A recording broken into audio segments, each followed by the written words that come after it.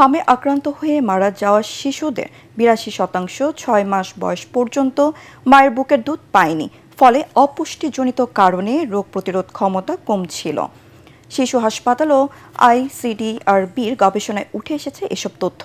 গবেষণায় আরও দেখা যায়, হামে আক্রান্ত ৬৫% শিশুই অপুষ্টিতে ভুগছিল। এর মধ্যে ১২% শিশু তীব্র অপুষ্টিতে ও ৫৩% মাঝারি অপুষ্টির শিকার। বিস্তৃত মিজান শাহজাহানের রিপোর্টে।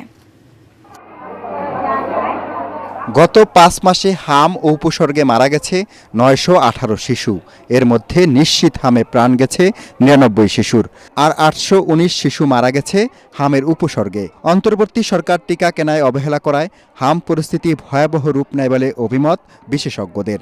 বিএনপি সরকার ক্ষমতায় এসে টিকা কার্যক্রম জোরদার করে।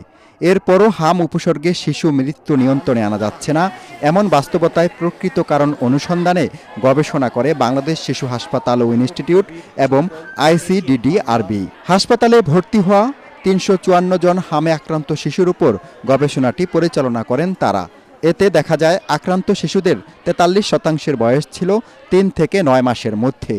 শিশু হাসপাতাল মিলনায়তনে গবেষণার মূল প্রবন্ধ উপস্থাপন করেন শিশু হাসপাতালের পরিচালক অধ্যাপক ডাক্তার মির্জা মোহাম্মদ জিয়াউল ইসলাম ও আইসিডিডিআরবির পরিচালক ডক্টর মুস্তাফিজুর রহমান। গবেষণায় বয়স ও টিকা নেওয়ার ভিত্তিতে ৩৪১ শিশুকে ৪টি দলে ভাগ করা হয়। নিয়মিত টিকা দেওয়ার বয়স হয়নি এমন 9 মাসের কম বয়সী ১৪৬ শিশুর মধ্যে ১৪২ জনের হাম শনাক্ত হয়। টিকা নেয়ার বয়স হলেও কোনো ডোজ না পাওয়া ১২৬ শিশুর মধ্যে ১২২ জনের হাম শনাক্ত হয়েছে। এক ডোজ টিকা নেওয়া ৪৮ শিশুর মধ্যে ৪৪ জনের এবং সুপারিশকৃত 2 ডোজ টিকা নেওয়া ২১ শিশুর মধ্যে ১৬ জনের হাম শনাক্ত হয়েছে। গবেষণায় শনাক্ত সব হাম ভাইরাস B3 সাবক্লেডের অন্তর্ভুক্ত। অন্যান্য দেশে শনাক্ত B3 ভাইরাসের সঙ্গে এসব ভাইরাসের মিল রয়েছে।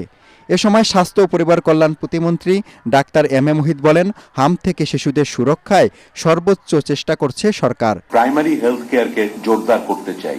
আজকে আপনার এই হাসপাতালে কিন্তু বাংলাদেশের এমন কোন জেলা নাই যেখান থেকে রোগী আসে না। কেন একটা রংপুরের মানুষের শিশু অসুস্থ হলে ঢাকা পর্যন্ত আসতে হবে? ২০ কোটি মানুষের দেশ, এত বড় একটা দেশ, তা আমাদের ডিসেন্ট্রালাইজ করতে হবে। সময় মতো টিকা নেওয়ার পাশাপাশি শিশুদের পর্যাপ্ত পুষ্টিকর খাবার খাওয়ানোর পরামর্শ বিশেষজ্ঞদের। মিজান শাহজাহান, এটিএন বাংলা, ঢাকা।